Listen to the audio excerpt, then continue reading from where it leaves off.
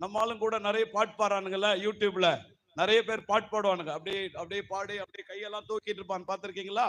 அதெல்லாம் நீங்க பார்க்காதீங்க. அதெல்லாம் பணம் தான், பணத்துக்காக தான்.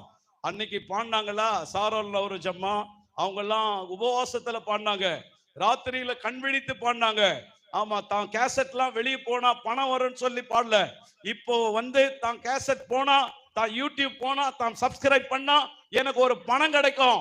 ஒருத்தர் சொல்றாரு என்கிட்ட, ஒரு ஊழியர், ஐயா 1,00,000 ரூபாய் போட்டேன், 5,00,000 ரூபாய் எடுப்பேன், நீங்க ஜெபம் பண்ணி அதுக்கு ஜெபம் பண்ணுங்க. சத்தியமா நான் ஜெபம் பண்ணவே மாட்டேன். 1,00,000 ரூபாய் வரவே வராது, வரக்கூடாது. ஆமென். தேசத்தை நாசம் பண்ணின பாவிகள்ல நீ ஒரு பாவி. ஆமென், ஆமென். 1,00,000 ரூபாய் போட்டு, ஆமா, தக்காளி மண்டியில, வெங்காய மண்டியில, வெள்ளை மண்டியில, பூண்டு மண்டியில எடுக்கலாம். கர்த்தருடைய ஊழியத்துல என்னையே